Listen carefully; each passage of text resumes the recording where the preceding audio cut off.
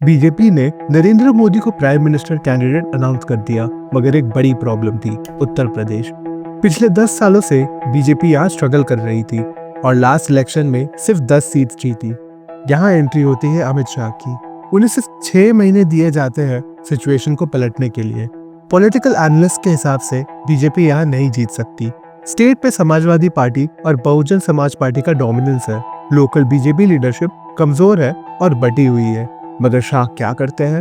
वो हर एक डिस्ट्रिक्ट में जाते हैं, इंफॉर्मेशन को स्पॉन्ज की तरह सोक करते हैं, बूथ कम्युनिटीज बनाते हैं। उत्तर प्रदेश में लगभग 1,40,000 पोलिंग स्टेशन है। हर एक के लिए शाह 7 से 10 नंबर्स की मैनेजमेंट कमेटी बैठाते हैं। वोटर्स की लिस्ट उनके फोन नंबर्स के साथ कलेक्ट की जाती है। वर्कर्स को घर घर जाने को कहते हैं। मगर यहाँ आता है उनकी स्ट्रैटेजी का ब्रिलियंट पार्ट। शाह यूपी की सोशल कॉम्पोजिशन जानते थे। मुस्लिम्स और दलित कभी भी बीजेपी को वोट नहीं देंगे, तो उन्होंने उन पे टाइम वेस्ट किया ही नहीं, बल्कि उन्होंने अपर कास्ट और नॉन यादव ओबीसीज को अट्रैक्ट करने पे फोकस किया। वो लोग जो रूलिंग पार्टी की मुस्लिम और यादव सेंट्रिक फोकस से तंग आ गए थे। उनका मैसेज क्लियर था, मुस्लिम्स को अपील किया जा रहा है, रिजर्वेशन उन्हें तुम्हारे एक्सपेंस पे दी जा रही है। और फिर आता है मुजफ्फरनगर जैसे डिस्ट्रिक्ट्स, जहाँ कुछ महीने पहले ही हिंदू मुस्लिम राइट से 50 से ज्यादा लोग मर गए थे। शाह यहाँ हीलिंग की बात नहीं करते हैं, वो रैलीज करते हैं, इमोशनल चार्ज स्पीचेस के साथ। बीजेपी 3 ऐसे कैंडिडेट्स को फील करती है जिन पर ऑफिशियली राइट्स भड़काने के एलिगेशंस थे। स्ट्रैटेजी काम कर जाती है और 2014 में बीजेपी उत्तर प्रदेश जीत जाती है। 22 अक्टूबर 1964 गुजरात के एक छोटे से शहर मानसा में एक लड़का पैदा होता है, एक ऐसे परिवार में जो पीवीसी पाइप बिजनेस चलाता है। Comfortable life, upper caste, strong connections. Amit Anil Chandra Shah के बचपन के दिन कुछ ऐसे थे। उन्होंने अपने टीनेज ईयर्स में आरएसएस ज्वाइन कर लिया था, लोकल शाखास अटेंड की। मगर आरएसएस यूनिफॉर्म में शाह की कोई तस्वीर मौजूद नहीं है, ना व्हाइट शर्ट ना खाकी शॉर्ट्स। जो हम जानते हैं वो ये है कि ग्रेजुएशन के बाद बायोकेमिस्ट्री की डिग्री के साथ शाह अपने पिता के पीवीसी पाइप बिजनेस में काम कर रहे थे। उनके पास पैसा था, ज्यादा बोलते नहीं थे और गुजराती बिजनेस कम्युनिटी में गहरी पहचान थी, जिसमें फ्यूचर बिलियनर गौतम अदानी भी शामिल थे। फिर आता है 1982। एक 18 साल का अमित शाह एक कमरे में एंटर करता है और एक ऐसे आदमी से मिलता है जो उनकी जिंदगी हमेशा के लिए बदल देगी, नरेंद्र मोदी। मोदी शाह से लगभग डबल एज के थे।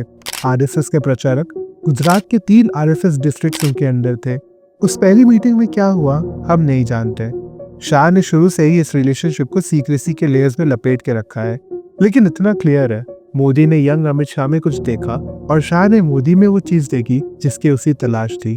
मोदी चेहरा बनेंगे और शाह मशीन। बीजेपी के स्टूडेंट विंग ज्वाइन करने के बाद 1986 तक वो फुल टाइम पार्टी मेंबर बन चुके होते हैं। साथ ही मोदी बीजेपी के अंदर ऊपर चढ़ रहे थे और जहां जहां मोदी जाते, शाह उनके साथ जाते। अगले 15 साल तक शाह एक भी इलेक्शन कंटेस्ट नहीं करते हैं, क्योंकि वो एक लॉन्ग गेम खेल रहे थे। 1995 में जब बीजेपी गुजरात में केशुभाई पटेल के अंदर अपनी पहली सरकार बनाती है, मोदी पटेल के एडवाइजर बन जाते हैं और शाह को भी अपने साथ ले आते हैं। मोदी ने पटेल को कन्विंस कर लिया था शाह को गुजरात स्टेट फाइनेंशियल कॉर्पोरेशन का चेयरमैन बनाने के लिए। यही शाह की अप्रेंटिसशिप थी, पर्दे के पीछे काम करना, इंफॉर्मेशन गैदर करना, राइवल्स आइडेंटिफाई करना और उन्हें न्यूट्रलाइज करना। ये वो स्किल्स थे जो मोदी बाद में नेशनल लेवल पर यूज करेंगे। 2001 मोदी गुजरात के चीफ मिनिस्टर बन चुके थे और तुरंत अमित शाह के साथ सिस्टमैटिकली उन लोगों को साइडलाइन करना शुरू कर देते हैं जो मोदी की अथॉरिटी को चैलेंज कर सकते थे। केशुभाई पटेल बाहर कर दिए जाते हैं, शंकर सिंह वदेला पार्टी छोड़ देते हैं, सुरेश मेहता पॉलिटिकली इररेलेवेंट बना दिए जाते हैं। फिर आता है फरवरी 2002। 3 दिन तक गुजरात में मॉब्स ने तबाही मचा दी, 1000 से ज्यादा लोग मारे गए। मोदी ने हमेशा इस हिंसा की जिम्मेदारी से इनकार किया है। कोर्ट्स ने बाद में उन्हें क्लियर भी कर दिया, मगर राइट्स के बाद जो होता है वो देखने लायक था। मोदी ने पूरे गुजरात में एक प्राइड मार्च निकाली और इस कैंपेन के कमांडर थे अमित शाह। राइट्स के बाद दिसंबर 2002 में मोदी अपना पहला इलेक्शन जीत जाते हैं 75,000 वोट्स के मार्जिन से। शाह अपनी सीट जीतते हैं 1,98,000 वोट से, मोदी के मार्जिन से 2 गुना ज्यादा। 2007 में शाह अपना मार्जिन बढ़ाकर 2,35,000 वोट्स कर देते हैं। वो लगातार 4 बार अपनी कॉन्स्टिट्यूएंसी से जीत चुके होते हैं। जब मोदी ने शाह को अपनी कैबिनेट में शामिल किया तो उन्हें 12 मिनिस्ट्रियल पोर्टफोलियोज दिए। Home, law and justice, prison, border security, civil defence, excise, transport, prohibition, home guard, Gram Rakshak Dal, police, housing, legislative and parliamentary affairs. 12 portfolios. सोचिए जरा, अक्सर गवर्नमेंट में 3 या 4 पोर्टफोलियोज भी एक्स्ट्रा ऑर्डिनरी माने जाते हैं। शाह के पास 12 थे। मोदी की कैबिनेट में सिर्फ एक ही मिनिस्टर के पास रियल पावर थी, अमित शाह।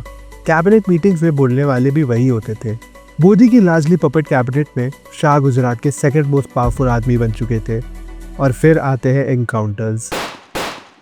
2002 से 2006 के बीच गुजरात पुलिस के 32 ऑफिसर्स बाद में जेल जाते हैं फेक एनकाउंटर्स किलिंग के लिए। ये एक्स्ट्रा जुडिशियल एग्जीक्यूशंस थे जिन्हें शूटआउट्स के नाम पर दिखाया गया। सुप्रीम कोर्ट ने 22 ऐसी डेथ्स की जांच के लिए एक स्पेशल मॉनिटरिंग कमेटी भी बनाई। 2010 में सीबीआई अमित शाह पर चार्जेस फाइल करती है किडनैपिंग, एक्सटॉर्शन और मर्डर के लिए। एजेंसी का कहना था कि शोहराबुद्दीन शेख और उनकी वाइफ को मारने वाले पुलिस ऑफिसर्स शाह के ऑर्डर्स पर काम कर रहे थे। सीबीआई ने यह भी कंफर्म किया कि शेख एक गैंगस्टर था जो कई सालों तक गुजरात पुलिस के साथ कोलैबोरेट कर रहा था। शाह को साबरमती जेल भेज दिया जाता है। वो 3 महीने अंदर रहते हैं। बेल पर रिलीज होते वक्त कोर्ट एक कंडीशन लगाता है, ट्रायल के एंड तक उन्हें गुजरात से बाहर रहना होगा। जर्नलिस्ट्स उन्हें इनफॉर्मल तौर पर टेडी पार कहने लगे। एक ऐसे आदमी के लिए जो गुजरात का सेकंड मोस्ट पावरफुल पर्सन था, ये एक स्पेक्टेकुलर फॉल था। उनकी पॉलिटिकल करियर खत्म होती हुई लग रही थी, लेकिन शाह ने यहाँ एक ब्रिलियंट मूव किया। उन्होंने अपनी एग्जाइल को अपॉर्चुनिटी बना ली। गुजरात से बाहर रहकर शाह दिल्ली शिफ्ट हो जाते हैं और अगले 2 साल वो देश की सोशल डायनामिक स्टडी करते हैं। नेशन वाइड आरएसएस लीडरशिप से रिलेशंस बनाते हैं। हजारों बीजेपी वर्कर्स के साथ डायरेक्ट पर्सनल कनेक्शन डेवलप करते हैं। मगर शाह अपनी कमबैक प्लान नहीं कर रहे थे। वो मोदी के प्राइम मिनिस्टर बनने का ब्लूप्रिंट बना रहे थे। मर्डर चार्जेस के बावजूद, एग्जाइल के बावजूद, शाह की लॉयल्टी मोदी के प्रति कभी हिली नहीं। 2012 में सुप्रीम कोर्ट ने शाह का क्रिमिनल केस गुजरात से मुंबई ट्रांसफर कर दिया और उन्हें वापस घर आने की इजाजत मिली। शाह एक नई कॉन्स्टिट्यूएंसी से असेंबली इलेक्शन जीत जाते हैं। और फिर आता है 2013। मोदी को बीजेपी का प्राइम मिनिस्टर कैंडिडेट अनाउंस कर दिया जाता है। अब मोदी को चाहिए था एक ऐसा आदमी जो उत्तर प्रदेश में कैंपेन चला सके, इंडिया का सबसे इलेक्टोरली क्रूशियल स्टेट, कोई जिसे वो पूरी तरह ट्रस्ट कर सके। मोदी ने चुना अमित शाह, एक ऐसा आदमी जो अभी भी मर्डर चार्जेस का सामना कर रहा था। 12 जून 2013 अमित शाह ऑफिशियली बीजेपी के उत्तर प्रदेश कैंपेन का चार्ज संभालते हैं। वो लखनऊ लैंड करते हैं अपनी कोर टीम के साथ और स्टेट के बीजेपी लीडर्स को इकट्ठा करते हैं और उन्हें बूथ्स पर कॉन्सेंट्रेट करने के लिए कहते हैं। सालों से उत्तर प्रदेश बीजेपी के लिए इम्पॉसिबल टेरिटरी माना जाता था। शाह यूपी की सोशल कॉम्पोजिशन को स्टडी करते हैं और एक कोल्ड कैलकुलेशन करते हैं। स्ट्रैटेजी बिल्कुल रूटलेस थी। मुस्लिम अपीजमेंट का नैरेटिव पुश किया जाता है। मोदी के चाय बेचने वाले ओबीसी बैकग्राउंड को हाईलाइट किया जाता है। मैसेज क्लियर था, बीजेपी तुम्हारी पार्टी है, बाकी पार्टीज मुस्लिम सी पार्टी है। शाह अयोध्या जाते हैं, वो डिस्प्यूटेड रिलीजियस साइट जहाँ बाबरी मस्जिद गिराई गई थी, और वहाँ एक प्रॉमिस करते हैं, यहाँ भव्य राम मंदिर का निर्माण करें और रामलल्ला को अपने उचित स्थान पर विराजित करें। पूरी कैंपेन के दौरान ये राम मंदिर का एक लौता एक्सप्लिसिट रेफरेंस था। जब मोदी रैलीज में डेवलपमेंट और गवर्नेंस की बात कर रहे थे, शाह हिंदू नेशनलिस्ट बेस को ये सिग्नल दे रहे थे कि मोदी लेड बीजेपी उनके कोर कंसर्न्स नहीं भूली है। साथ ही शाह ने इंटरनल राइवल्स को भी सिस्टमैटिकली खत्म किया। एलके अडवाणी साइडलाइन हो जाते हैं। मुरली मनोहर जोशी को वाराणसी सीट छोड़नी पड़ती है मोदी के लिए। सुषमा स्वराज को पब्लिकली कॉन्ट्रडिक्ट किया जाता है जब वो कंप्लेन करती है।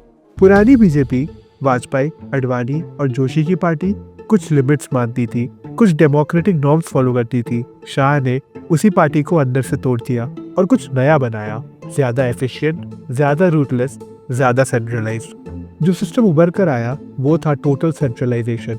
ऊपर सिर्फ मोदी और शाह और नीचे सब एक्सपेंडेबल। और स्ट्रैटेजी काम करती है। मई 2014 में जब रिजल्ट्स आते हैं, बीजेपी उत्तर प्रदेश में 80 में से 71 सीट्स जीत जाती है। अपनी नए अपना दल के साथ टोटल 73 सीट्स। समाजवादी पार्टी और कांग्रेस सिंगल डिजिट्स में सिमट जाती है। नेशनल लेवल पर बीजेपी 30 सालों में पहली बार अपने दम पर मेजॉरिटी जीतती है। नरेंद्र मोदी प्राइम मिनिस्टर बन जाते हैं और अमित शाह उन्हें बीजेपी का नेशनल प्रेसिडेंट बना दिया जाता है। जिस आदमी के खिलाफ मर्डर का केस चल रहा था वो इंडिया की सबसे बड़ी पॉलिटिकल पार्टी का प्रेसिडेंट बन चुका था और पूरी पार्टी चुपचाप लाइन में खड़ी हो जाती है। सिर्फ 6 महीने बाद दिसंबर 2014 में शाह के खिलाफ सारे चार्जेस ड्रॉप कर दिए जाते हैं। जज MB गोसावी शाह की बात मान लेते हैं कि पूरा केस पॉलिटिकली मोटिवेटेड था। CBI इस डिसीजन को चैलेंज तक नहीं करती है। अमित शाह फ्री हो जाते हैं और फिर वो अपना एम्पायर बनाना शुरू करते हैं। 2014 से 2019 तक बीजेपी प्रेसिडेंट के तौर पर अमित शाह पार्टी को एक इलेक्ट्रल जगरनॉट में बदल देते हैं। जब शाह ने चार्ज लिया, बीजेपी के पास लगभग 3.5 करोड़ मेंबर्स थे। सिर्फ 5 साल में ये नंबर बढ़कर 18 करोड़ हो जाती है, लगभग 6 फोल्ड इंक्रीज। 2018 तक बीजेपी 28 में से 21 स्टेट में सरकार चला रही होती है। जिस दिन अमित शाह बीजेपी प्रेसिडेंट बनते हैं, उसी दिन से उन्होंने 2019 इलेक्शन की तैयारी शुरू कर दी थी। अक्सर नेता जीत के बाद सेलिब्रेट करते हैं, थोड़ा ब्रेक लेते हैं। शाह ने 5 साल पहले ही तैयारी शुरू कर दी। जब बाकी पार्टीज मिनिस्ट्रियल पोजीशंस पर लड़ रही थी, शाह बूथ्स ऑर्गेनाइज कर रहे थे। जब ऑपोजिशन लीडर्स सिर्फ स्पीचेस दे रहे थे, शाह सिस्टम्स बिल्ड कर रहे थे। उनका मेथड था माइक्रो मैनेजमेंट। उन्होंने पार्टी का पूरा फोकस बूथ पर खड़ा कर दिया। इंडिया में लगभग 10 लाख पोलिंग बूथ्स हैं। जहां जहां बीजेपी कंटेस्ट करती थी, वहां एक छोटी टीम पोटेंशियल बीजेपी वोटर्स को आइडेंटिफाई करती थी और इंश्योर करती है कि वो वोट देने आए। रिजल्ट हिस्टोरिक थे। 2019 में बीजेपी ने 2014 से भी बड़ी मेजॉरिटी दी थी और अमित शाह 54 साल की उम्र में यूनियन होम मिनिस्टर बना दिए जाते हैं। अक्यूज मर्डरर से होम मिनिस्टर तक सिर्फ 9 सालों में। लेकिन शाह के पास सिर्फ ऑर्गेनाइजेशन के अलावा एक और हथियार था। उन्होंने ऑपोजिशन को एक्टिवली वीक कर दिया। उनकी पोचिंग स्ट्रेटजी सिंपल थी। ऑपोजिशन पार्टीज के पावरफुल रीजनल लीडर्स को आइडेंटिफाई करो, उन्हें पैसा ऑफर करो, मिनिस्ट्रियल पोजीशंस, इन्वेस्टिगेशन से प्रोटेक्शन, जो भी चाहिए, और उन्हें बीजेपी में ले आओ। ये सिर्फ नंबर्स का गेम नहीं था, ये था साइकोलॉजिकल वॉरफेयर। जब किसी पार्टी का लोकल हीरो डिफेक्ट करता है, पूरा कैडर डिमोरलाइज हो जाता है। सालों की मेहनत से बनाई गई इमेज एक पल में कोलैप्स हो जाती है। वर्कर्स को फिर से जीरो से शुरू करना पड़ता है। लॉयल्टी और आइडियोलॉजी का नैरेटिव टूट जाता है।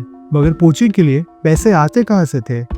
2017 में मोदी गवर्नमेंट एक नया सिस्टम इंट्रोड्यूस करती है, इलेक्टोरल बॉन्ड्स। कंपनीज और इंडिविजुअल्स नेशनल बैंक से बॉन्ड्स खरीद सकते थे और पॉलिटिकल पार्टीज को डोनेट कर सकते थे अनोनिमसली।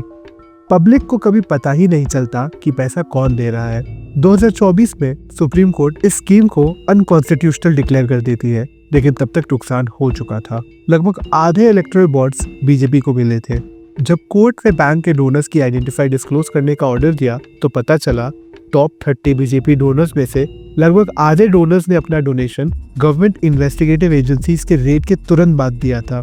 सोचिए जरा, एक कंपनी पर इनकम टैक्स या किसी और एजेंसी का रेड होता है, कुछ दिनों में वो करोड़ के इलेक्टोरल बॉन्ड्स खरीदकर रूलिंग पार्टी को डोनेट करती है। ये फंड रेजिंग नहीं, ये प्रोटेक्शन मनी था जो पॉलिसी के जरिए लीगल बना दी गई थी। होम मिनिस्टर के तौर पर अमित शाह इंडिया के कुछ सबसे कंट्रोवर्शियल पॉलिसीज के ड्राइविंग फोर्स रहे। ऑफिस संभालते हुए उन्हें सिर्फ 2 महीने हुए थे जब उन्होंने पार्लियामेंट में आर्टिकल 370 को रिवोक करने का अनाउंसमेंट किया। कैबिनेट का कोई और मिनिस्टर इस डिसीजन के बारे में नहीं जानता था। प्लान पूरी तरह सीक्रेसी में तैयार हुई थी, सिर्फ शाह, मोदी और नेशनल सिक्योरिटी एडवाइजर के बीच। कुछ ही घंटों के अंदर कश्मीर लॉकडाउन में चला गया। 40 लाख लोगों की कम्युनिकेशन लाइन काट दी गई। लगभग 5 लाख सिक्योरिटी पर्सनल डिप्लॉय कर दिए गए। देश इस डिसीजन को समझ भी नहीं पाया था कि शाह ने एक और प्रोजेक्ट अनाउंस कर दिया, नेशनल रजिस्टर ऑफ सिटीजन। इसके साथ आया सिटीजनशिप अमेंडमेंट एक्ट। आप क्रोनोलॉजी समझ लीजिए। इस लॉ के तहत पड़ोसी देशों से आए Hindus, Sikhs, Buddhist, Jains, Parsis और क्रिश्चियंस को रेफ्यूजी स्टेटस मिल सकता था। मुस्लिम्स का एक्सप्लिसिटली एक्सक्लूड किया गया। 2025 तक वो इंडिया के लॉन्गेस्ट सर्विंग होम मिनिस्टर बन चुके थे। उनका इन्फ्लुएंस सिर्फ इंटरनल सिक्योरिटी तक सीमित नहीं था।